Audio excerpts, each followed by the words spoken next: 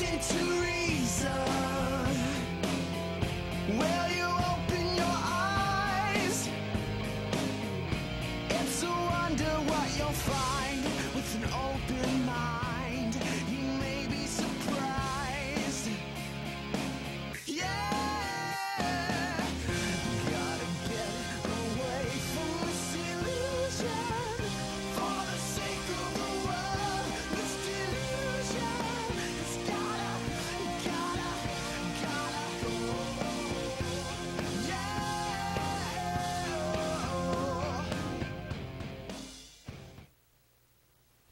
Hello, everybody. Welcome to the Atheist Experience. We're live today. It's December 27th, 2009, the last show of 2009, our post-Christmas episode, which, apart from callers, I don't think we'll mention Christmas again. Okay. We're done. We hope everybody's enjoying their holiday season, whatever you celebrate or don't celebrate. We got New Year's around the corner. As I mentioned, this show is live. It's sponsored by the Atheist Community of Austin, a nonprofit educational organization promoting positive atheism and the separation of church and state. The ACA has weekly meetings every Sunday at Romeo's on Barton Springs Road beginning at around 11:30, except for the first Sunday of the month when we host a lecture series at the Austin History Center located at the corner of 9th and Guadalupe. The January lecture will be from Fred Edwards, who's here to represent the Coalition of Reason, the people responsible for billboards all across the country. And the ACA, CFI, a bunch of other groups in the Austin area will be coming together for that particular lecture so we can get to know COR and see if it's a viable option for the secular community in the Austin area. So we're looking forward to that. In addition to this program, the ACA also sponsors a bi-weekly internet audio podcast called The Nonprofits. You can go to nonprofitsradio.com for more information about that program. That's Nonprofits, P-R-O-P-H-E-T-S, and we will be live again for the 2010 season starting on January 16th. That's hosted by Dennis Loubet, features myself, Russell Glasser, Kathleen O'Connor, and on rare occasions, Schilling and Jeff D. and anybody else who happens to drop by, and sometimes we'll get B.Z. Myers to call in, or we have no idea what's going to happen on any given day, but we'll be back on the 16th. For more information about this program, you can visit the show's official website, www.atheist-experience.com, where on the front page you can always watch the video from the previous week's episode, and there's also an archive link available for you to click to get to the list of archived shows. This show's been on for more than 11 years, and well, I haven't been on for that long, and we don't have video for every episode. We do have a ton that Don, for the most part, has painstakingly archived and cataloged and put up at Google Video and Blip TV. And in addition, we're streaming the show live every week over Ustream. You can visit the ustream.tv link that I'm sure that they'll put up in a moment. And additionally, the Public Access Studio in Austin has begun streaming, and as we are the premier live audience show around the world, we've been asked to put this show through the paces. So the address is on your screen right now. It's facil.channelaustin.org/streaming/ch16.asx. That is for if you're on Internet Explorer. I think for everybody else it's ch16.htm. But I don't know if that second link's going up there or not. As I mentioned, it's a live show. We take live calls, and we'll have the telephone number up for you shortly, and you're free to call in. We try to reserve, we only have 3 lines available, so we try to reserve space both for people in Austin primarily and for people who disagree, who have a different view about theism or God or whatever they happen to disagree on, so that we can actually have conversations. And in some cases, because we're talking about things that go to people's core beliefs and values, things will occasionally get heated, and there will be, I don't know, tempers flaring and whatnot. We try to avoid it. I used to make judicious use of the hold button in order to kind of facilitate. You haven't had to do that much lately. I haven't, although I got a little free with the drop button last week and hung up on somebody that I shouldn't have, but we'll move on from that. Don today is going to talk about The argument from ignorance. Yes. And we'll start taking calls after that's over. Briefly, as a reminder, you can also visit the ACA's website, which is www.atheist-community.org. I think I just heard Frank scream, what the heck is he doing? I started the announcements 5 minutes ago, and we tried to get the address up. After this program's over, everybody involved gets together and goes for dinner at Threadgill's, 301 West Riverside Drive. We're on the air till about 6 o'clock, and we'll be down at Threadgill's around 6:30 or so. There are a number of other events throughout the week and months that are sponsored by the ACA, including Atheist Happy Hour on Thursdays at the Dog and Duck, and special events from time to time, including various solstice parties, although we didn't have one this season. The Bat Cruise, which happens every September. We have blood drives and food drives, and lions and tigers and bears. Oh, my. Yes. Thank you. I have no more critical announcements to get out of the way, so Okay. I will give it to you now. Hand it over. Okay, well, it's been a while since I've been on. I ended up skipping because we had a preemption during the holidays, during the Thanksgiving holidays, so I haven't been on since October 18th. Today, I wanted to do an Atheism 101 topic that I like to do every now and then, and talk about a logical fallacy called the argument from ignorance. And to back up a little bit, Christianity and most mythology is supported by things like lies, including spin. It's supported by things like logical fallacies, where you're led down a rosy path and you reach the wrong conclusion. And it's supported by emotional manipulation. And I can give examples of all these things, but today let's focus on the logical fallacy, and a particular logical fallacy. Now, the religion needs these bogus pillars for support because it doesn't have proper support in the way of facts and objective evidence and sound reasoning, so it needs this stuff. And furthermore, when someone uses lies and logical fallacies or emotional manipulation, they effectively admit that they are promoting crap. They're promoting junk, because if it weren't junk, you wouldn't need to have that stuff. If it were valuable in and of itself, you wouldn't need that. So we'll talk about today, what is the argument from ignorance and how is it used? The argument from ignorance is also similar to the argument from personal incredulity, if you're into philosophy. So what is it? Well, the argument from ignorance, I'm going to read from Wikipedia. The argument from ignorance is also known as the argument ad ignorantium. And it's a logical fallacy which is claimed where a premise is true only because it has not been proven false, or it is false because it has not been proven true. And so how this works is usually the person arguing says, I'm going to cast doubt on the thing that you're trying to promote, therefore the thing that I'm promoting is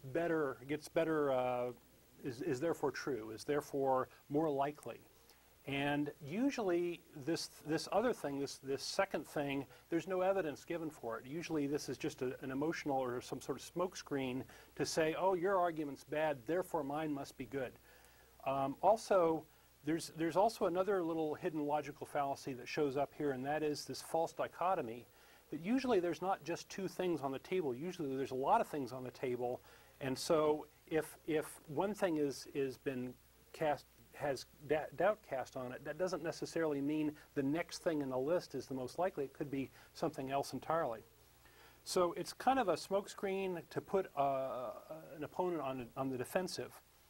So in science, this gap in science, if you have a gap in science, generally people use an argument from ignorance to fill in that gap with whatever they're interested in, like a God. And this is called the God of the gaps argument. So every gap is filled with God. If science doesn't know X, well, God did it. That's the default explanation. So how is it used? Well, I've actually gotten into an argument with a theist who said, well, how can you know God didn't create the universe? You weren't there. I've actually had that argument. So the person is effectively claiming that the atheist, which is me, lacks specific evidence. Therefore, their claim that God exists must be true.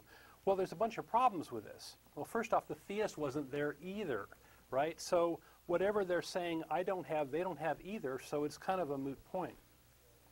Also, they tend to not have evidence for their own side of the equation. They don't provide evidence for God. They're just trying to say, well, you don't know that God doesn't exist, so therefore God must exist. And this gets into the whole idea of burden of proof, right? So the person making a claim that God exists, a positive claim, has the burden of proof to make that claim and to assert it and to provide evidence for that claim.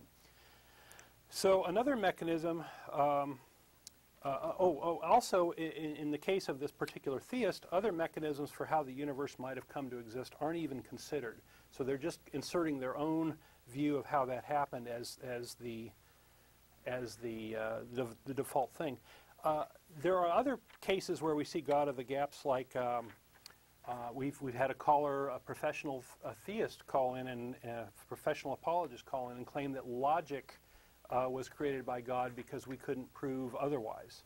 Or you see it now quite a bit with the study of the mind. This very complex, capable thing of the human mind couldn't possibly have come into existence without there being divine involvement of some sort. Well, creationism and intelligent design are almost completely based on arguments from incredulity and arguments from ignorance. So creationists have traditionally railed against, for example, radiometric dating, because it's consistently pointed to an Earth that is 4.3 billion years old and not the 6 to 10,000 that is supposedly predicted by the Bible. So there's been a big war going on, and this war is pretty much over because they've pretty much lost. There pretty much is no debate here about radiometric dating anymore. But creationists latch onto situations where the method failed, the radiometric dating failed for one reason or another, and they actively, they look for these sorts of situations in the scientific literature, and then they grabbed onto them as evidence, supposed evidence for the failure of radiometric dating. But they completely ignored the situations where science was able to explain why those failures existed, such as like a contaminated sample. So this is a very much kind of an active way of arguing, is to go shoot holes in your enemy, whether they're really holes or not. So their hope was to cast doubt on radiometric dating so that their theory of a young Earth would win, and no other explanations at all were ever considered. So today there's no real Christian consensus on the age of the universe. Some people buy into the scientific side of the dating of the universe and the Earth, and some people still cling to this 6,000 to 10,000 years, and there's a whole spectrum in between. Now, as another example, every few years the radiometric dating of the Shroud of Turin is supposedly brought into question with new evidence. And this radiometric dating was done in 1988, and pretty much every year there's a new, caveat, a new hole supposedly punched in this Shroud of Turin thing. The Shroud of Turin is a 15th century forgery. It's been pretty conclusively proven that, but believers want to believe it has something to do with Christ's death, the death of Jesus. The goal is to keep the myth alive. Another place where they cast doubt is transitional fossils. They say, oh, there's no transitional fossils, and that's just patently false. I should have brought one in. I actually own one. It's a monovalve, single-valved snail turning into a bivalve. So it's a snail with a door, and it's pretty cool little fossil. They're called, popularly they're called devil's toenails, if you want to go look that up. I have a Creationist Research Quarterly here. I have an article. Just a quick note for the guys in the booth. We're hearing ourselves now. Don't know what you changed. Yep, we're getting some feedback.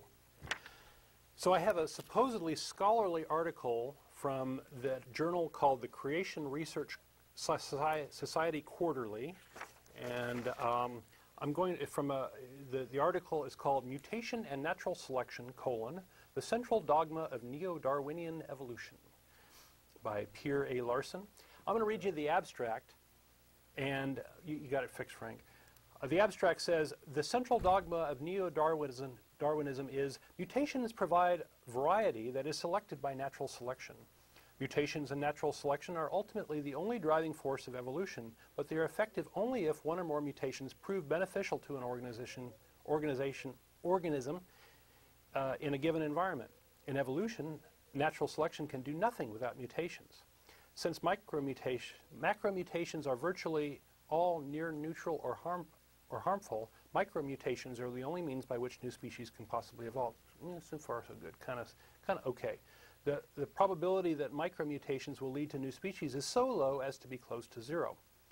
One reason is that the net deterioration of the genome that occurs as a result of mutations, especially near-neutral mutations, which selection and medical advances cannot counteract.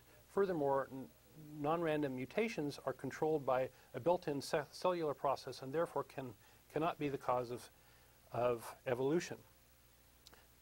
Now pay attention, the last couple sentences. A large number of studies clearly show that the central dogma has failed, and therefore this devastates the credibility of neo-Darwinism. Furthermore, the increasing knowledge of the immense complexity of life at the molecular level has buttressed both the creation and intelligent design movements. So here's a supposedly scholarly, it's a pseudoscience article on creationism that is basically arguing, it's providing an argument from ignorance. It's saying, well, we're going to cast doubt over here, therefore our little pet theory is true, and it turns out the evidence they provide for their theory is kind of a straw man. It's kind of not.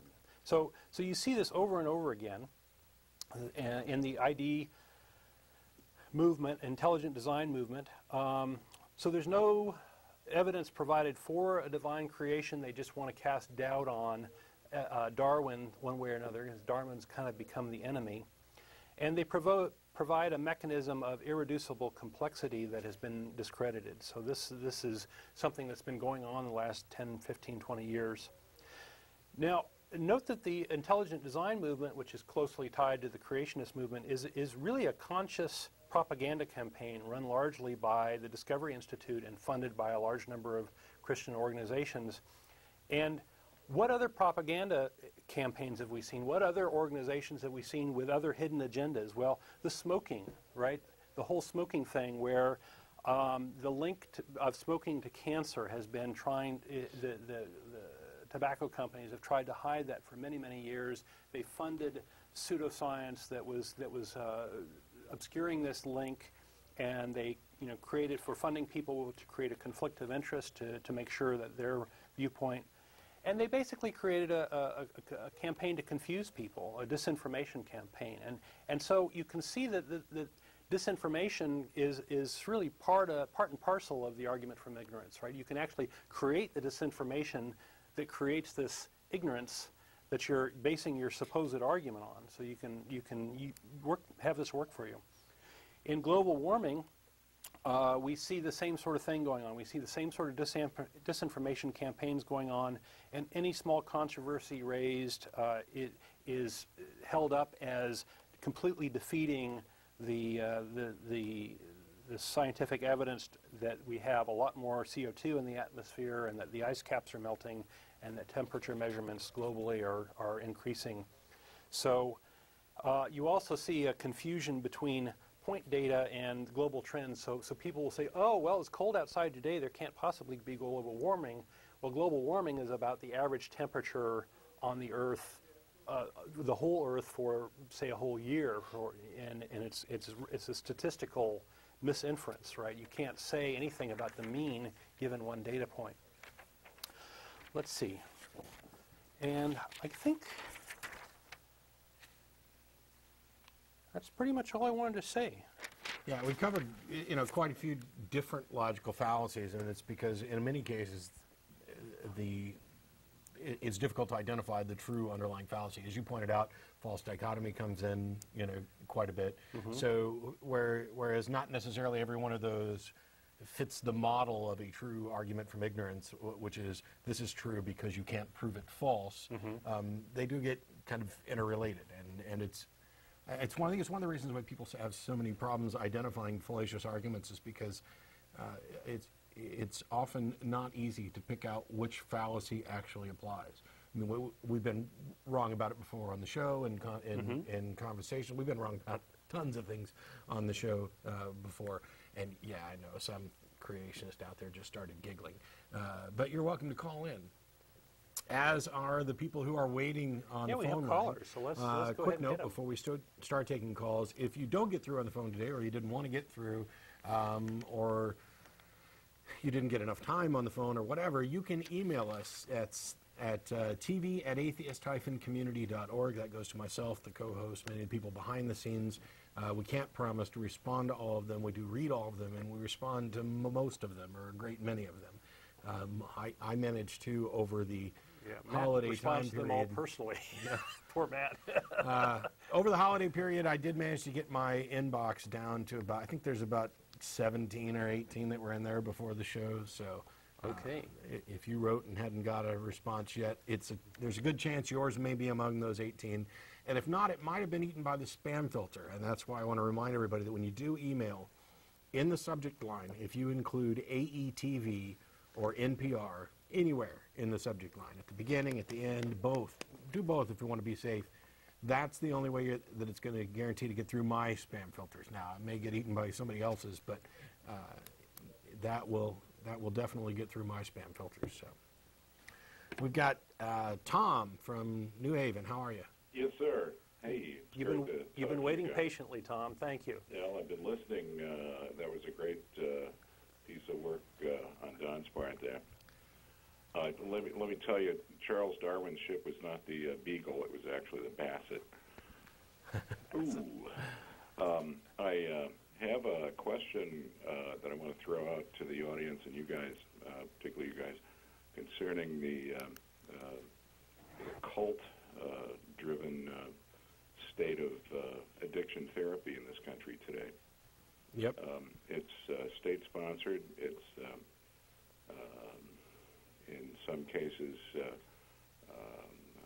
in many cases, you don't have a choice. You have to go through this faith-based Christianity-driven cult, and Which is AA, right? yes. Mm-hmm. You can actually fight that. It has been fought many times because there are secular alternatives. The biggest problem is making people aware of the secular alternatives, including the justice system. So, we got to do a better job of getting the word out that. Well, and it's tough for people who are maybe appearing before a judge, having kind of their life in ruins, fighting for their rights to say, well, I don't really want a religious healing process, right? So it's hard for those folks to fight for that, but a few folks do, and there are organizations that are alternatives. I can think of secular sobriety is one. Yeah, what we need are outspoken advocates and particularly legislators to introduce legislation that it should be a requirement for any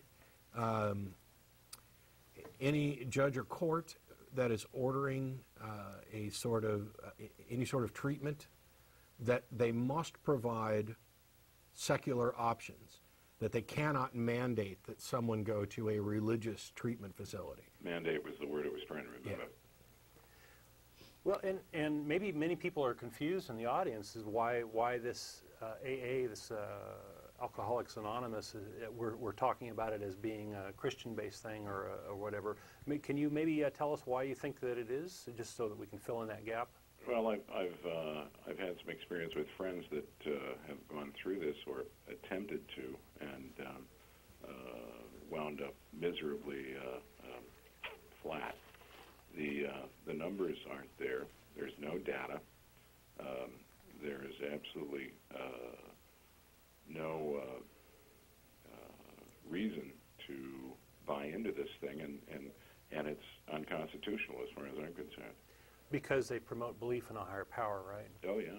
So that flies in the face of church-state separation, right? Big time. Okay. And we've actually spent some time on this show and on nonprofits covering AA. As a matter of fact, I had a couple extended rants about the 12-step programs and those which, the absurdity of saying, oh, I'm this helpless creature who depends upon a higher power, and making these people, turning these people into bigger victims than they were beforehand. It may help them in the sense that they are no longer addicted to or partaking in the usage of an addictive substance, but they didn't help the person on the whole. What Yeah, they did, my they created a armchair victim. impression of it is it's kind of a substitute addiction. Yeah. And it's disempowering in that you're sort of saying you're useless and you need this other thing to cling to, when a lot of pretty much everybody who gets through this does so on their own. So what have we got? They can pat themselves on the back for doing that. So what have we got, guys? We've got a group of people that come together that are all addicts and are giving each other advice. So where does that? Well, I don't want If to you graduate, you leave, right? I don't have an objection. I don't have an objection to that. I don't have any objection to that at all. I think that is one of many valid approaches. I mean, somebody who having been there before and made it through is often a good source of information. So that's not my objection at all. And I think most of the sort of secular sobriety approaches would have something different, or would have something similar. Now, you may have clinically trained professionals to deal with substance abuse and addiction that may never have been addicted themselves, running different programs. But the interaction, the social interaction of having another addict, somebody who's been where you are and made it out, can be incredibly helpful. My objection to AA is this Substitute dependence, right? Yeah, it is. That's what I'm saying. Yeah, and one new addiction and one that I consider to be particularly nefarious in that they're not only substituting an addiction, but they're also making these people to be helpless victims and relying on an invisible friend. Now, granted, AA isn't specifically Christian, and they go out of their way to say that, oh, no, God and the higher power can be anything that you want it to be. Okay, can it be this pen? How about a bottle of scotch? Yeah, how about a bottle of Jack? That's my high power.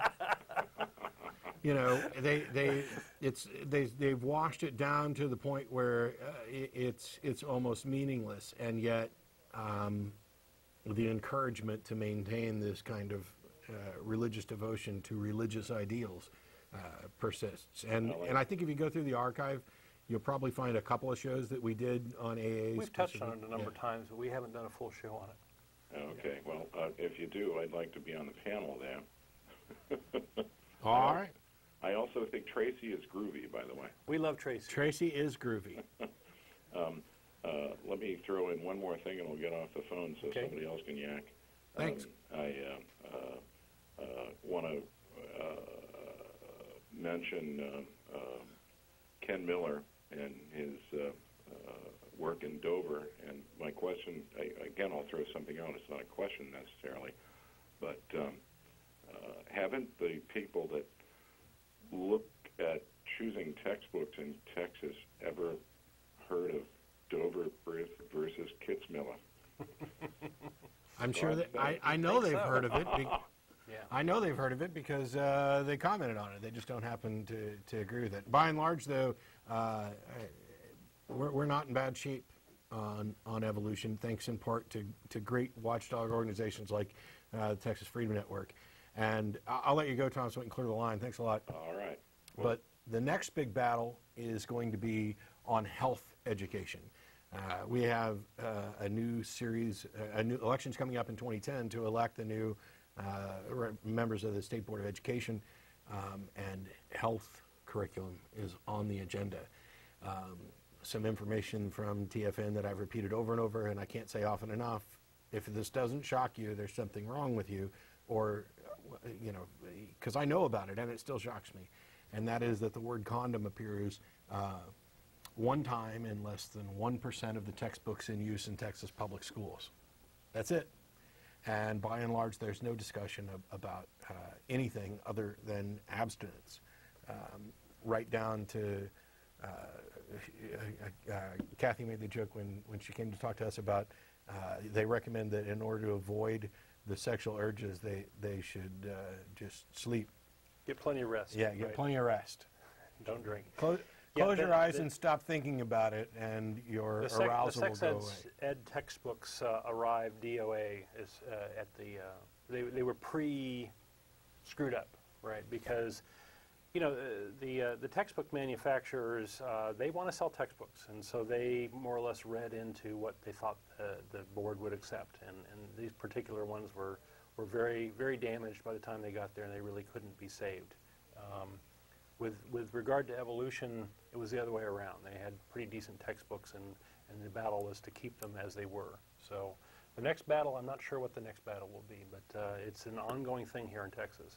Yeah, we went from science education to ridiculous stuff about social studies, which was just flatly, clearly racist.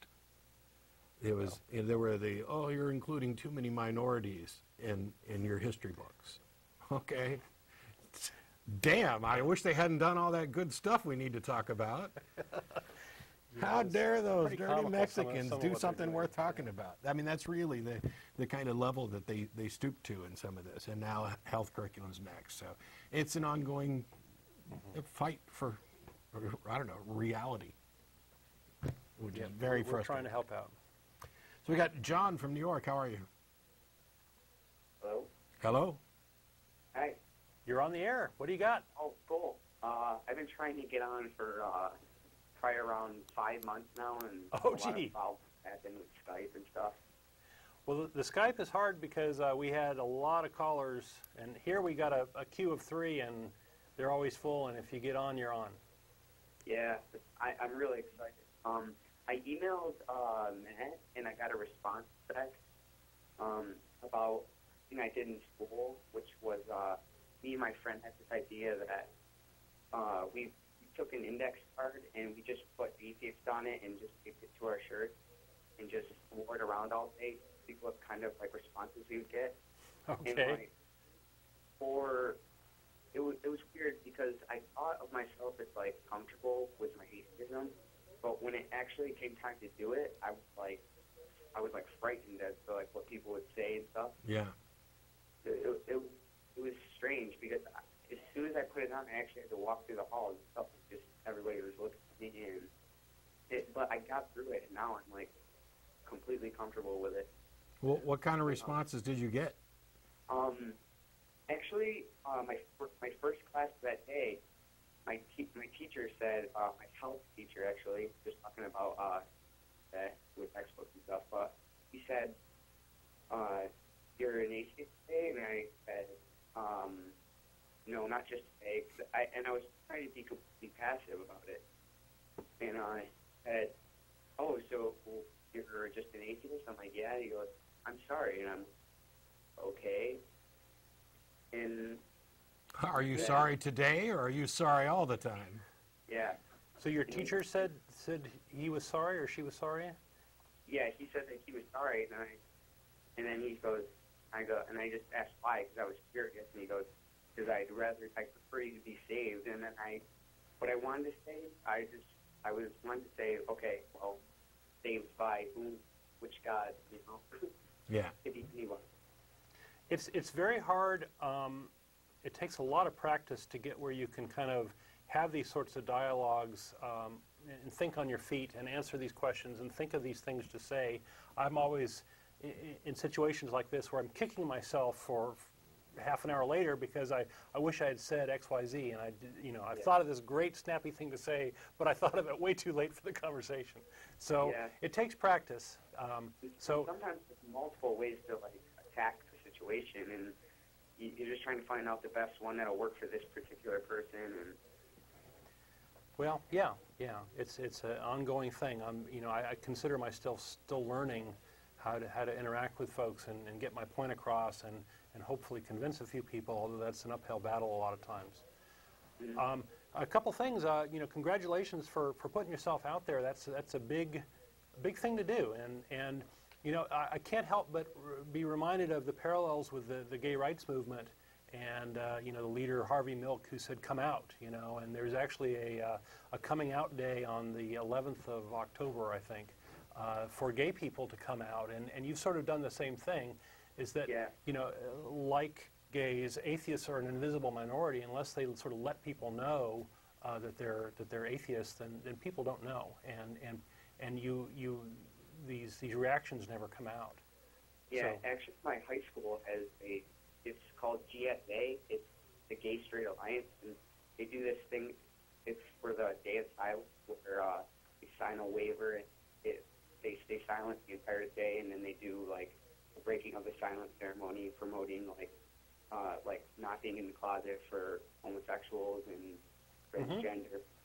Yeah, so it's a similar point of view, right? If people don't know who you are or what your viewpoint is, then they're going to sort of go off on their own direction. They're going to make up their own conclusions about what atheists are, and there's a lot of that. Had absolutely no like comprehension for what the word even meant, and then like I got things like, isn't it a religion? And like I didn't even like want to go there, and because that's just like round one. But I did anyway, just to make them more aware of what it actually is, so their misconceptions don't just further grow, you know. Yeah. Well, we actually have somebody in the audience here who went to a public event here in Austin and was chatting people up on via microphone and asking, you know, what does atheism mean to you? And we got some very interesting responses that people, you know, thought it meant you were in league with the devil or whatever, all sorts of crazy stuff. And unless you're sort of just an average normal person out there with this label on you like you did, people won't know any better. And so it's an educational opportunity that you've given people. Yeah, but by and large, the issue with hatred and bigotry as it applies to like civil rights, I'm a 40-year-old white male. If it weren't for the fact that I publicly talked about my atheism, my rights aren't in danger of being abused at all. I'm not black, I'm not female, I'm not a member of any minority that you can visibly see. I'm not gay, or at least if I were gay, I haven't done anything to reflect that. So being gay and being an atheist are two of the hidden minority classes. And so if I never told anybody, I mean, I could have pretended for the rest of my life and done a pretty good job of it, you know? Oh yeah, I believe, you know, praise Jesus. Pass, you know, isn't it wonderful what God's done for us today? Isn't it? I mean, I just get up every morning feeling so just in awe of God's wonderful power and how much he loves us. I could have done that for the rest of my life, except that I don't want to be a lying hypocrite. I am what I am, and I figured out fairly quickly that I prefer to be me and take the consequences, whatever they are. And so, or maybe I'm just a masochist who really just wanted to be oppressed and vilified. So I adopted that label. Who knows? But it is very hard for people to vilify somebody that they know and care about. Personally, right. You know, you hear about, particularly with regard to gays coming out to their parents, some of them are kicked out of their house, ostracized from their family, and yet others have parents who they suspect might do that, and yet what happens is the parents' minds are changed. Yeah. Because it is difficult to reconcile your perception with someone in this category with the actual events of knowing someone in this category. This is your child who you know and love. Clearly, they're not an evil baby-killing, child-molesting, whatever other stereotype and fear-mongering you want to put on it. They just believe something is different than you, or they are different from you with regard to, you know, their sexual preferences and stuff. Yeah, well, I'm actually really, I consider myself lucky to have parents who really just, it didn't bother them at all because it started relatively young. When I was like in 8th grade, I was like, well, if I believe in God, then I should read the Bible. And like on the first page and all the like crazy things in Genesis, I was questioning everything. Yeah. And then I wasn't sure about stuff, and then I was looking up like agnosticism, and then I'm like, I think I'm an agnostic.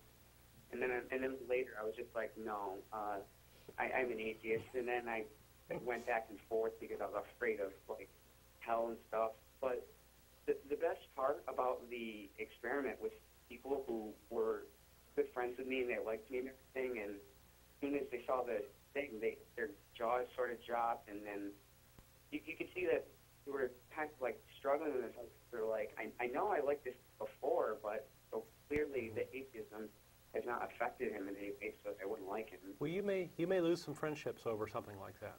So that's a possibility. One, but she would post like lots of messages through Facebook, and I would respond in these incredibly detailed and lengthy responses, and she wouldn't address a single thing I said. My gosh, you sound like me. Yeah, this sounds so familiar. Yeah. I tell you this, one of the things that I came to terms with really quickly when I finally just had outed myself to everybody, and I say this over and over again, if you're going to do it, you have to be prepared to lose every family member and every friend. Now, it's probably not going to happen, but you have to be comfortable with that. And in my case, I was, because I figured anybody who stopped caring about me because I no longer believed the same things that they believed, they had a perception of love and friendship and family that was not only foreign to me, but that I didn't want to have anything to do with. And so those people who said, oh, no, I don't want anything to do with Matt anymore, well, thanks. Thanks for letting me know what kind of person you are, because I'd rather not waste time being friends with somebody of that sort of character. I'd rather build new friends. I've built, many great relationships within the atheist community that have Well, Matt, made you're my a life rock much star better. now. Wow. That won't happen to everybody. Yeah. I've actually converted several people from my school, and I noticed like a couple of times you guys said that a lot of the times the people who get like deconverted are not the ones you're arguing, but the bystanders. And Yes. like on the bus and stuff, like people, like kids on my bus will come up to me and they're like, I don't believe in God anymore, and I'm like, why? I'm like, congratulations, and they ask why, and then they said, because what you were saying, it just made sense. I've heard that more than anything else, I think. Well, excellent. But it's not a lot to build off from, but I think it's a start. I mean, I've heard that at least 6 times from people. And when you graduate, move to Austin, and you can come down, because some of us are going to get too old to do the show at some point. Or start your own show in New York there. Yeah, an even better idea. Well, that's about all I had to say. So Great. just go one ahead. more thing. I just want to say, like, I listen to you guys like all the time. I have like 27 podcasts of this show, and then like the same amount for the nonprofits, which is a wicked good show. And if you guys don't listen to it, like all the listeners, I suggest getting a subscription to it.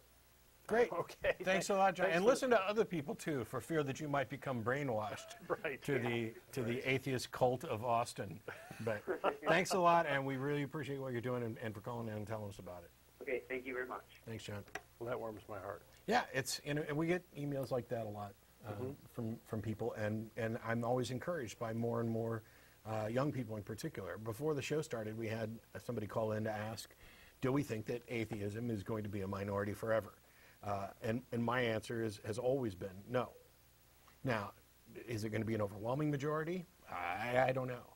I happen to see that the trend is inevitably towards becoming an increasingly large minority, and I'd like to stay optimistic and positive that because we're talking about a position that's based on evidence and reason and reality, that I'm optimistic that at some point in the future, probably long after I'm dead, the majority of the people will actually embrace reality and say, no, I don't believe these various myths and superstitions, and that most of those people would say, and if there was evidence to support them, I'd accept that.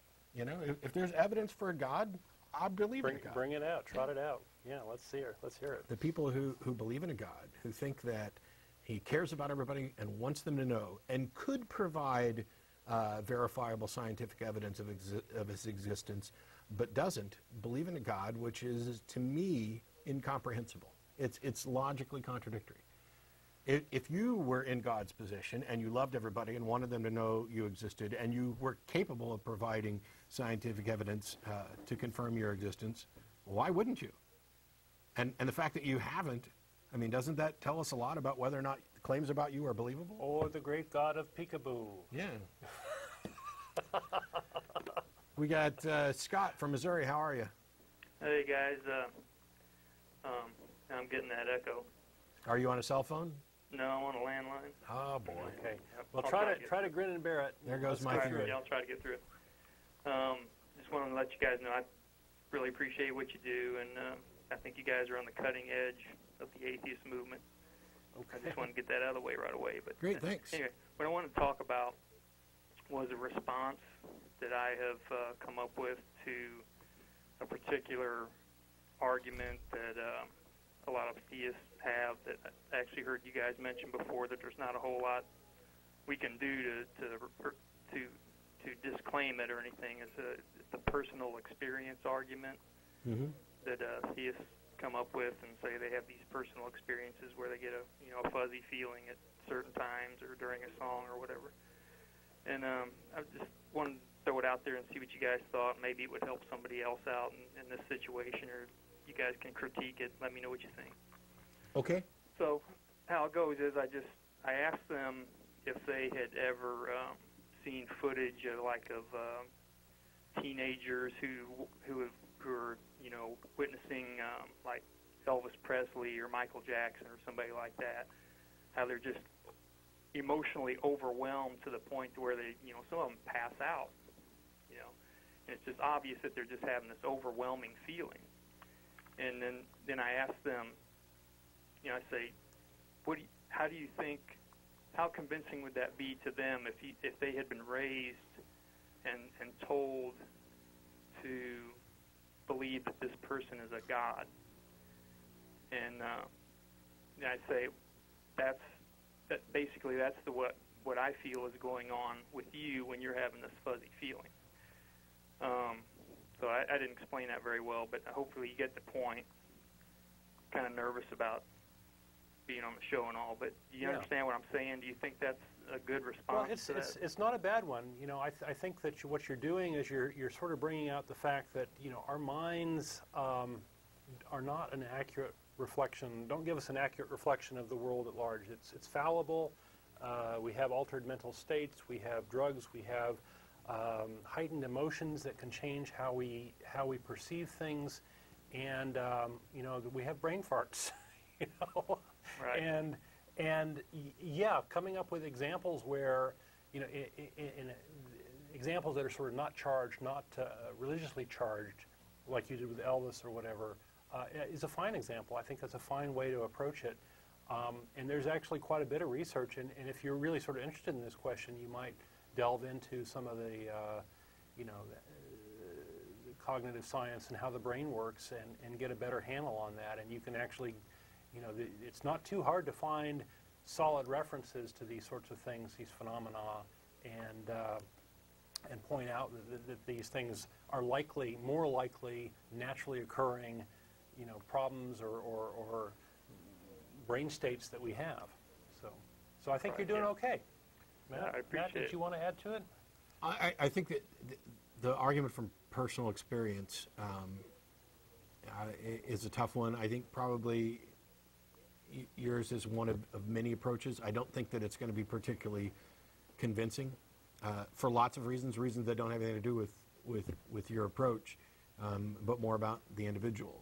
As somebody who was a Christian, if you would have said, do you think that the people watching Elvis could view him as a god because of the experiences that they're feeling, my answer would have been very simple.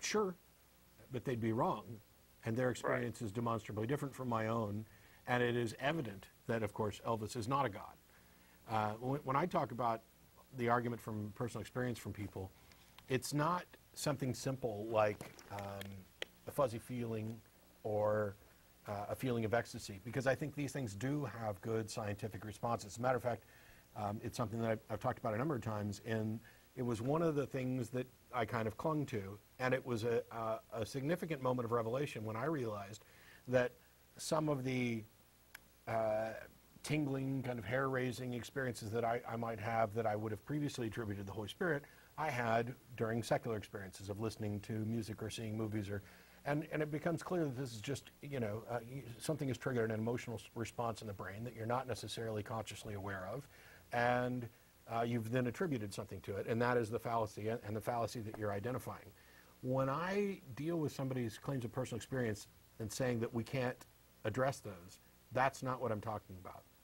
I'm talking about, like the caller from last week who claims that she audibly heard God, or the person who has this claim of, I've had so many direct experiences with a God that are irrefutable. I can't possibly speak to those. They're not my experiences. I cannot say that you had this experience and it's similar to this, therefore yours is false. The best I could do is say that you had this experience and there are similar experiences with other explanations. Therefore, I'm not justified in accepting the explanation you give. I'm not justified in accepting that this is attributed to God in your case. And the second kind of point on that is, you know, couldn't God provide some evidence that was a little less ambiguous? Or that applied to me. Yeah. Right? And what makes you so special that God will reveal himself to you, and yet he wouldn't reveal himself to other people, yet you seem to think that he cares enough about us that you want to preach your personal revelation to us. It's really easy. If there is a God, it's particularly the God that many Christians believe in, if this God exists, then he knows exactly what it would take to convince me, is capable of doing exactly what it would take to convince me, and yet refuses to do this at all costs, even at a time when I was a serious believer asking for this, not to mention the fact that now that I'm no longer a believer. To me, that is strong evidence of the non-existence of this God. It may be that a God exists, but what these people believe about him, that he cares about me, for example, and wants me to know him and love him, that is clearly false. That is as clearly false as anything else. On the nature of the God, right? And if their understanding of the God is wrong on that area, then what justification do we have to think it's right on any area? It's one of the reasons why I'm not just an atheist. I'm an anti-theist. I am a strong atheist. I believe that there are no gods. But Right. Well, yeah, I appreciate the response. great. Thanks a lot for calling, Scott. Appreciate it. Hey, one more thing. Mm-hmm. Matt, you've got to find a way to do this for a living. Okay? write a book or get a radio show, and a lot of us would really appreciate that. Well, thanks. I appreciate that, and I'm not opposed to the idea, especially given my kind of history with real jobs over the last 10 years. I'm not the slightest bit opposed to that. But I appreciate it, Scott. Thanks a lot. I'll get off the phone. Thanks, guys. We've got Jason from Illinois.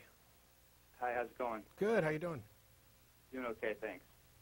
I guess I want to say, you probably don't remember, but last time I called in, just maybe for some of the YouTubers, I was put on hold, and I think you thought I hung up, but I think there was some kind of technical thing where I lost connection, but I didn't hang up on you. You probably don't even remember, but I just want to get that out of there. Okay. And then to the last caller, I was going to say, yeah, it's tough for a specific God unless there's like a really close revelation, but I guess all I would say that is like with practice, there's different shamanic stuff that might lead you to spiritual answers, but I'll tell you what, it gives you more questions than answers most of the time. But I don't really want to stick with that too much, but I wanted to talk about a few things if I can, try and make them quick. The first thing is like the first cause argument. And to me, the thing about that is that it kind of gets to the point where, like, you can't really make sense of it logically. Like this whole, like a lot of mystics will say that consciousness just always was, because basically with evolution, it's kind of like you go to progressively non-complex beings, but it almost seems like you would keep going back and back into this, like, infinite regression until you get to nothingness. Where there's like nothing there, basically. So you're going backwards in time, you mean? Going backwards in time, like things are simpler? Yes, exactly. Okay. Like it just gets simpler and simpler as you go back in time. Mm-hmm. And then, it kind of gets to the point where you get to like the Big Bang, and then we don't really have the answer. Okay, well, what came before that? It's almost like it was a sort of nothingness. And that's where like these mystics will say, well, that, consciousness preceded right, it's a God of the gaps, right? It's an area of science where we don't have knowledge right now. We're researching it, or scientists are researching it, and so the mystics, the religious promoters are quick to fill it in with whatever their explanation is. So that's what we're seeing. Yeah, and I think I don't know the God of the gaps, where they make that gap where then you have all these attributes of kind of like dogmas and so on and so forth, and I can't really make that connection, but I can kind of see, I guess, where they say this consciousness preceded, but I don't know how it would have, it almost like an egoless, consciousness or something like that. And it's just to me, like, also if you can go backwards, then you could also go like, okay, well, what's beyond space? It's like you keep going, and then it's almost like there's this nothingness. We don't know of any consciousnesses. I don't know what the plural consciousness is. We don't know of any of those that aren't supported by brains, which are supported by matter, right? Which are ultimately matter. We don't know any of them. So it's a special pleading, is what you're getting. Is they're just creating this magical, unexplained thing, which is consciousness. They may not even know what they're talking about at this point, and they're putting it at the head of this thing in order to try to create an explanation. It just seems like I've heard these sorts of things too, and I've never heard any sort of argument that has any sort of evidence behind it. Right? It's just all speculation ultimately. Right, and I agree with you there. I guess kind of the reason it almost happens is like because the mind, it seems like, at least to me, like it's like I can't make sense of, it's like almost like an illogical concept, you know what I mean? That really just, there's no beginning to existence, because like, say it was nothing, it's like it would have no linear beginning. It would just keep going back, and then, if you can go the other way, the outside of space, it's like just nothingness and goes on forever or whatever. I mean, like forever is like an illogical concept, but that's kind of all you can really come up with, Well, we just don't know. So we have to withhold judgment until the evidence is in. And I guess that's why, like, back in the day, they came up with all these different gods and so forth, and it's just like it was basically just their way of filling in the gap, kind of thing. Right. It was kind of just so stories about how certain things happened. Well, this lightning bolt came down. Oh, the gods must be angry. Right. And right. Yeah. They must be having a fight, or old Zeus was out after some young maiden, and Hera got mad, and yeah. Right. But the big kind of seriously puzzling questions that you're addressing. What's beyond space? Yeah. Who says there is anything beyond space? Well, why isn't space infinite? Now, I mean, of course, there's the limit to the known universe, the limit to the matter energy barrier 14.5 billion years out from our Big Bang, but we don't know what's beyond there, or if there's anything beyond there. Obviously, if the universe is expanding, it's expanding into something. What's it expanding into? Well, there's to make assertions about the unknown like that there must be some hard limit. And it doesn't matter whether we're talking about physical space expanding out or looking back. Well, what came before the Big Bang? Well, that may be a nonsensical question. Exactly. It may, from a physics standpoint, time as we comprehend it, it very well began at the Big Bang. And therefore it's absurd to ask what came before it. And yet we can look at discrete moments in time, and all of us would say that, okay, using our measurement of seconds, we can get back to, some fraction of a second after the Big Bang. But we could say, what happened a second beforehand? Well, that puts us in a position of an external transcendent observer looking at time when there may not be time. And for people to claim that because science doesn't currently have an explanation for this, that therefore their transcendent spiritual mind guy serves as an answer is a lie. The God hypothesis has no explanatory value. It is an attempt to explain a mystery with a mystery and nothing more. It is a pacifier that gets people to stop asking questions because they feel like they have an explanation when all they really have is an answer, a stopgap, insertion. Yeah. So you think basically, because I know what you're saying about this. Maybe time is sort of an illusion. I concur with you there, and perhaps our minds will be able to better grasp it as we evolve more and examine it more, I suppose. I don't think that it's an illusion in any. I'm not into the kind of subjective, like personal views of the universe. There's a reality that we share. It's a matter of perception. We perceive, time passing, discrete events following from each other. There's no reason to think, maybe on some meta level it may be an illusion. Maybe on some meta level the reality that I experience is not accurate. but what we care about is the shared reality. This goes back to what we were talking about with people's arguments from personal experience. I honestly, if God appeared to you and told you a whole bunch of stuff, I couldn't give a damn. It's not part of our shared reality. And when we go to examine our shared reality, it's not a matter of majority opinion or power or anything else. It's a matter of evaluating evidence. And one of the key aspects of that is admitting when we don't know something and we don't understand. And we don't have explanations for prior to the Big Bang or beyond the horizon of the space-time that is our local universe. Right. Okay, cool. And then quickly moving along, I just wanted to talk about collective consciousness and also how, like, we change atomically, like materially all the time, and we still kind of maintain our identity, though. It seems like it's like, it's not broken. And then I was just going to say how perhaps, there's sort of maybe an organic collective consciousness that might have formed this universal mind, but there's no reason to describe like anthropomorphic human traits to it, but where, for example, like us, we're made up of millions or trillions of cells, but yet we're sort of, as a whole, we're one essential being. So I'm just going to see what you thought about that, like a collective consciousness. My answer would be, what evidence do you have for such a thing, right? Right. You can make an argument that is plausible, right? That if you have a complex enough network, that maybe there's some emergent behavior that will come from this network. So I can kind of buy it up to that point, but there needs to be evidence for this collective unconscious or global consciousness or whatever in order to fully buy into it. You have to have something that you can observe. Okay. And I don't even begin to buy into it. Okay. Really?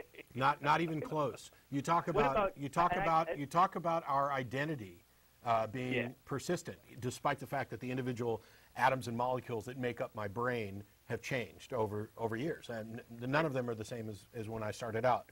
It doesn't matter. There has been a continuity of identity that is critical to the label that I put on me, and that is critical to the emergent property of consciousness that comes from my brain. When all of those constituent elements disperse, when I die, when there's no longer any neural electrochemical activity going on, I'm done. There is no me that continues, and we have not identified any sort of consciousness beyond the individual brains that we interact with. So until somebody, it's science fiction until somebody comes up with some reason why it could possibly be true and why we should likely consider it to be true, and then provide evidence that it is most likely true. And we haven't even gotten past the first stage.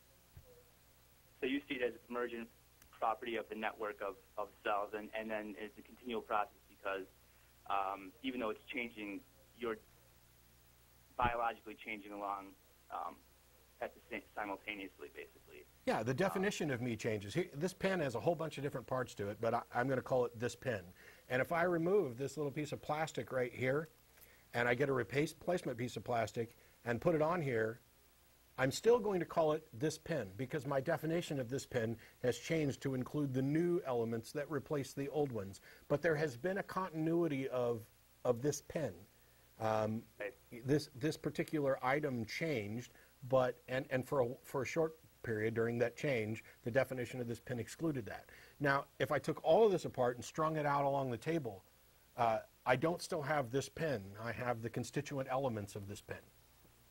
It has ceased to have the identity, and this is something that we ascribe to it. And this isn't a superb example because we're talking about a clear little physical thing as opposed to in the example that I use all the time, which I blatantly stole from Dennett, is how many molecules of water are required for it to have the property wet. One molecule of water isn't wet. Right. Wet is a property that emerges from it. And yet nobody would deny that if I dump a bucket of water on you, you're now wet. You have experienced the wetness. Right on. So basically, and so I guess you don't consider consciousness all distinct from the biology then, basically. It's kind of what you're concluding. Okay. These are all good discussions here. And then I guess because there's like as above, so below, as within, so without, and that's kind of, I would say, like the best example I could give would be ourselves, but I see your point. Yeah. And then finally, I was going to say, I know a lot of times people talk about, how to kind of talk to these especially like fundamental, say, Christians, for example, who are like damning people to hell eternally if they don't buy into their dogmatic descriptions of Jesus and so forth, and basically almost like threaten people with that and so forth. And it is a threat. I guess, and one of the things that used to really sort of get under my skin, because it's like I don't even think I'd want to believe in a God that has set up reality where it's meant to get under your skin. It's emotional manipulation, is what it is. Yeah, it really is. It really is. It's exactly what it is. It's emotionally, and then emotional manipulation is a good way of putting it. And they've kind of been, I guess they sort of buy into it, or grew up that way, or for different reasons. They had personal experiences, and then ascribe it to, the Bible, the God of the Bible, or the Quran, and so forth. Well, if you become steeped so much into a religious dogma or whatever, then it becomes the ambient explanation for anything that's out of the ordinary, right? You see people who think that they see visions of the Virgin Mary, right, in car exhaust somewhere. Condoms. Or condoms. That's my new favorite. That was the latest one, right? Yeah. Or on a piece of toast or some silly thing, right? And it's because they're so steeped. In dog's blood or something like that. Yeah, they're so steeped in this culture that's almost imprinted on them, like with a sledgehammer. And so, therefore, when they see anything like that, I can remember a spilt ice cream cone in Houston years back that got religious, fervor around it. It's crazy, right? So what you're seeing here is the same sort of thing. If you're so steeped in this religious upbringing, then anything out of the ordinary or anything whatever is explainable via this dogma. But the threat of hell in particular, the idea of some kind of cosmic justice, even if it's a perversion on what we might consider justice, is appealing. When you add to this the divisive us and them mentality that accompanies religions like Christianity, Islam, etc., what you have is a system where we are the ones that are going to be rewarded. And even if, as in many Christians will say, it's not because we deserve it, but because God has graced us and would perhaps like to grace other people as well. That's how you get to this. It's a caring warning. We don't want you to have to go to hell. So we want to help. Well, wait a minute. What do you mean you don't want me to have to go to? Where did this hell come from? Yes. And where did the rules come from that determine whether or not I go there? And oh, by the way, whether or not you believe that this God created a hell, and whether or not you believe that this God created the rules, if you believe that this God created the universe, did he have some choice in how he created the universe? Because and did he know how it was going to end? Because if he had a choice and he knew, then he knew he was creating a universe where I would be, by the rules, destined for hell. Exactly. And that makes him responsible. And if he created the only universe he could possibly create, then why give him any credit? I mean, clearly there is some set of rules for universe creating that transcend this God, and life and existence and the rules are not any kind of gift from this being. It's something that he had to adhere to, which means he's not all-powerful, and yet somehow the Christians believe that in either case this God can create a loophole to these rules by coming down and pretending to be human and giving up a weekend. Interesting. And something else interesting too, I think, is that I think that like different, we'll call them kings and so forth. Like I think through my research, it seems that Yeshua or Jesus the Christ actually taught, if it was a real person and so forth. From my research in the original languages and so forth, was that he, as a human being, actually taught universal reconciliation, and that hell, or the word fire in Greek actually was per, which stemmed into purify. So it's like God's fire. These are all just words and labels, but was actually like a corrective experience. Like if you keep making the same mistake, eventually you learn from it and move on. That was the original idea of and hell was a word that was inserted later. Originally, it was like 4 other words. Yeah, I did a whole lecture on the history of hell, where you have Hades, Gehenna, Sheol, etc. Exactly. But yes, the meaning does change. saying that for there many is things. some original intent is It's like no peeling layers offense, of no onion, offense right? to you, but you're engaging in something that I find to be virtually useless, and it's the same sort of thing that people have been engaged in since, for thousands of years, which is, oh, was there somebody, and did they say this, and what did they originally say, and what did that mean? Okay, let's imagine for a second that 2,000 years ago there was somebody who had some message that was actually accurate and of some use. So what? If it's something that we haven't yet discovered or rediscovered, okay, it might be interesting to know, but it would still need to be validated. But the pursuit of attempting to find hidden secret meaning in ancient texts is one that I find just mind-numbingly time-wasting, because it's predicated on the idea that ancient peoples had some insight that we have since lost, and I find that patently absurd. And it seems like a lot of the different religions, even like a lot of the quotes from like Muhammad and Christ are actually like really similar, and well, Islam is a derivative religion from Judaism and borrowed from Christianity. It's also derivative in the sense that they were all created by people who were roughly similar, trying to explain similar things under similar circumstances.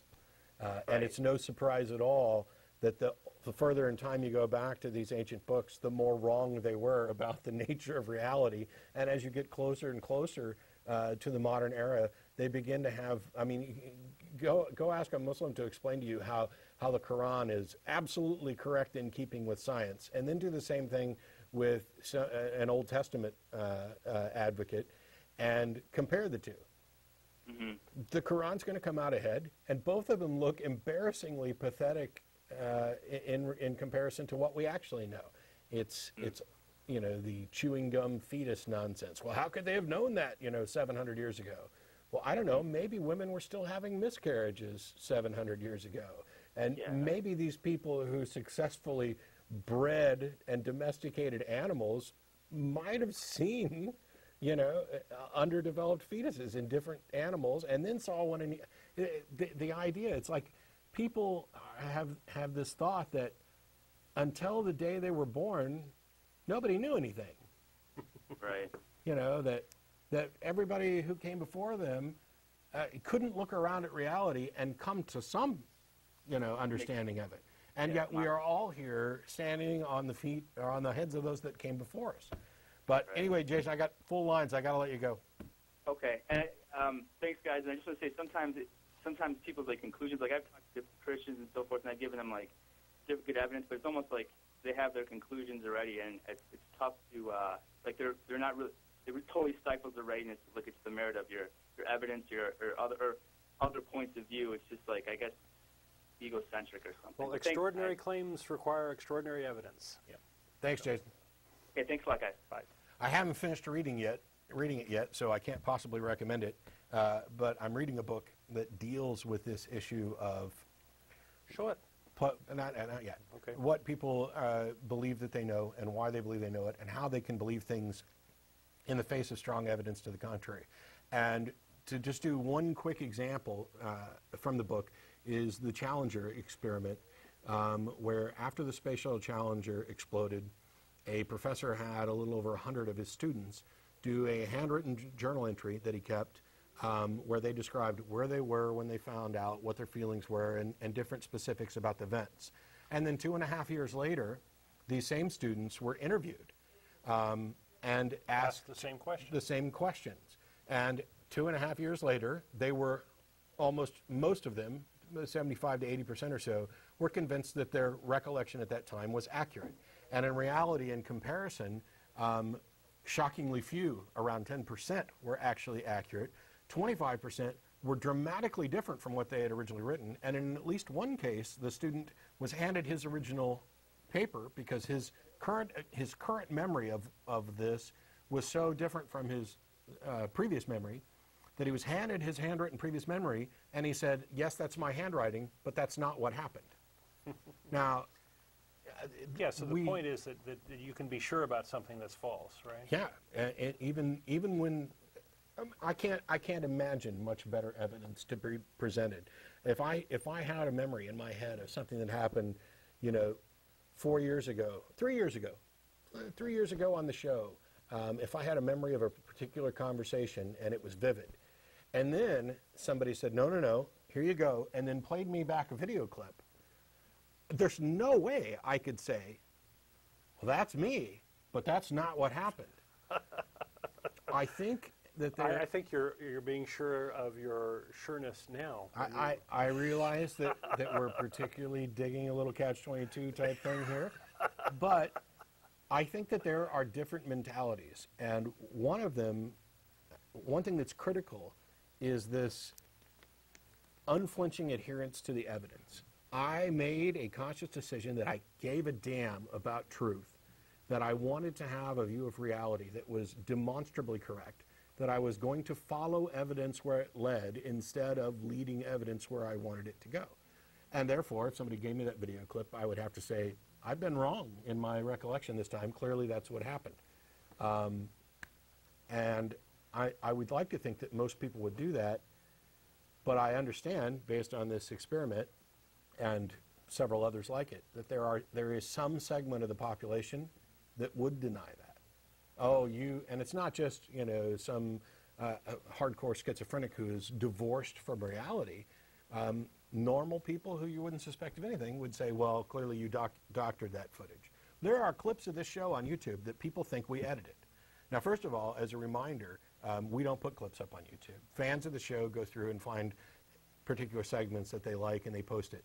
And so there is a clip where I have this conversation with this guy, and it's going along relatively well, and then it ends with something like, I'm going to come down there and punch you in the face, or something like that. Very popular clip for some strange reason. And we had at least one person claim that's an edited clip, because this person was a clear, good representative of the Christianity that they accepted, and was presenting the arguments as they would, and was in complete agreement with them, and then this, I'm going to punch you in the face, comes out of nowhere, so she thinks we added that to make this Christian look bad. No, the Christian already looked bad to everybody else. He just began to look bad to you when he said he was going to punch me. So we sent her to the original, unedited, here's the full-length TV show. You can go and watch that segment.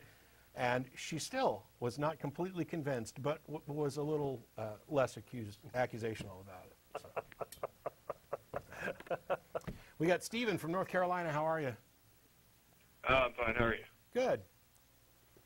Yeah, I just got this little piece of information I got from a creationist a couple days ago. It's about polonium radio halos. Yeah. Have you heard about that?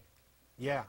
Yeah, about Robert Gentry and his research on finding it from primordial rocks and taking proof of an instant creation. Well, fill us all in, because I've never heard of this. Sorry. All right, yeah. Polonium just has a very short half-life, and he says that he's found it in some primordial igneous rocks. Okay. And it's just like igneous rocks take a wild form. And okay, so the polonium shouldn't be there given its half-life, right? Is that what you're saying? Okay. Yeah. Thank you for filling me in. So this is casting doubt on radiometric dating. Is that the goal here, or what's going on? No, basically, this should be called When Physicists Try to Do Geology. Because Gentry's a physicist and not a geologist. And he doesn't present very good information. He uses samples that people haven't had a good opportunity to verify using geologic methods to determine the dates of these. And he tries to build his own model of radiometric dating in order to make the universe appear, or make the Earth appear younger than the geologic standards. And one of the huge problems with his particular method that doesn't wash is that in order for it to be true, the half-life, the decay rate for polonium has to have remained constant for this entire time, while every other radioactive element used to have a higher half-life and has since slowed down. And that's what has to happen in order to make his scheme work, that there is this one element that has remained constant while the rest of them have somehow changed. So basically, he's willing to toss out every piece of reliable geological evidence, every piece of evidence that has allowed us to confirm the reliability of radiological dating, except for the one that supports his hypothesis. I know there's It sounds like a giant mind game. There's an article about this on Talk Origins that I'd read before, which I pulled up a few minutes ago. So for those of you who thought I had all that off the top of my head, I hate to shatter your illusions. If you go to talkoRigins.org/FAQS/PO-HALOS/gentry.html, you can find a thorough article that completely refutes Gentry's polonium halos hypothesis. And I'm assuming they have like scientific papers on there, right? Oh yeah, this is Talk Origins is a great resource for especially creationism claims. One of the things that they have on there is they have this catalog of all the different possible arguments for creationism, and then they have refutations of them. So it's this like giant taxonomy of the arguments back and forth and the evidence for each one. And down at the leaves of these trees are these big, meaty scientific things written by experts, and they'll go through things one by one, and this particular is a great example. Here's the summary conclusion, just if you don't want to bother with it. Gentry's polonium halo hypothesis for young Earth fails or is inconclusive for all tests. Gentry's entire thesis is built on a compounded set of assumptions. He's unable to demonstrate that concentric halos in mica are caused uniquely by alpha particles resulting from the decay of polonium isotopes. His samples are not from primordial pieces of the Earth's original crust, but from rocks which have been extensively reworked. Finally, his hypothesis cannot accommodate the many alternative lines of evidence that demonstrate a great age for the Earth. Gentry rationalizes any evidence which contradicts his hypothesis by proposing 3 singularities, one-time divine interventions over the past 6,000 years. Basically, in order to make everything work, God started everything 6,000 years ago and then tinkered a couple thousand years later and then tinkered again, is kind of the way this goes. But talkorigins.org is easily the single best resource to go get real scientific information from real experts that refute the nonsensical and often laughable. I mean, this is a claim I'm not qualified to talk about. I'm not a geologist. I have no expertise in this area. And most creationists aren't either. And so this would be a case where if a creationist were here saying, well, what about polonium halos? And I'd say, oh, that's been debunked by these, real scientists, and it doesn't. I can respond to it. But the person sitting out there watching is basically seeing 2 people who don't know what the hell they're talking about. One of them saying, well, this guy says this, and the other one saying, well, this guy says this. And unless they care enough to actually go out and read what real experts have to say about what the science is on this, then they're probably just going to accept the word of whichever one they like better or whichever one agrees with whatever preconception they've got. Yeah, that's the unfortunate truth. And the nature of the nature of reality is that none of us can be experts on everything, and we have to rely. Expertise requires work, yeah. Right? And a lot of people don't want to put that in.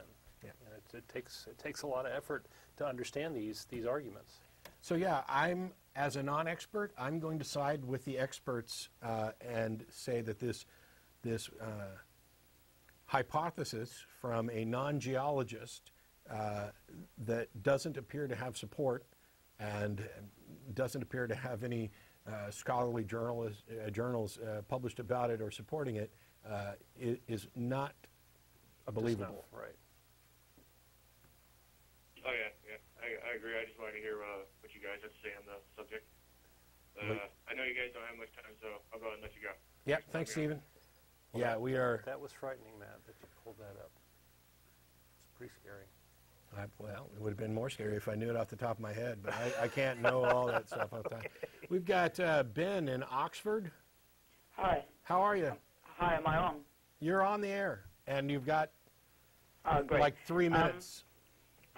I'd like to ask. Obviously, the God of the Gap theory is flawed because we never knew everything, and we still don't. Mm-hmm. Yeah. But how then would you? I've been asked this before. How then would you define miracles?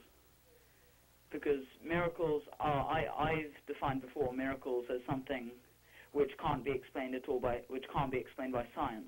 I wouldn't use that definition. There are lots of things that can't currently be explained. I would define miracle as something that clearly violates science, the understood physical reality of the way the world works. I mean, it would be a miracle if dead people got up and started walking around. I mean, long dead people crawled up out of their graves and started walking around. I'd call that a miracle. It wouldn't simply be something that's not understood. There's plenty of things that aren't understood. But how would that, isn't it possible that that could just be a result of something that we don't understand yet? Yeah, it very well could be. And I've argued many times before that if something like that were to occur, then it would be our responsibility to investigate it, to attempt to find a naturalistic explanation for it. And our inability to doesn't mean that it is necessarily supernatural in origin, just that we haven't found a natural explanation for it. You really need to be able to eliminate all possibilities other than supernatural, and in that case, you'd almost need confirmed evidence for supernatural in order to be able to do that. Okay. But then, so I don't understand, what kind of evidence would you say would be liable for proof of the existence of God? Well, there are lots of things that we've come up with in the past that people would say, would be reasonably good evidence of the existence of a God. Yeah. First of all, it would depend on the God. Clearly, showing up here in the room and announcing who they were, and then providing whatever demonstration of their abilities or powers, whatever it would take to convince, would be enough. I mentioned on the last Nonprofits, for example, if one of my grandfathers, both of whom have been dead for a number of years, were to walk into my room and sit down and say, I'm back for the dead, here's what's happened to me, and I've got a message for you from God, it would be hard for me to dismiss that. Of course, yeah.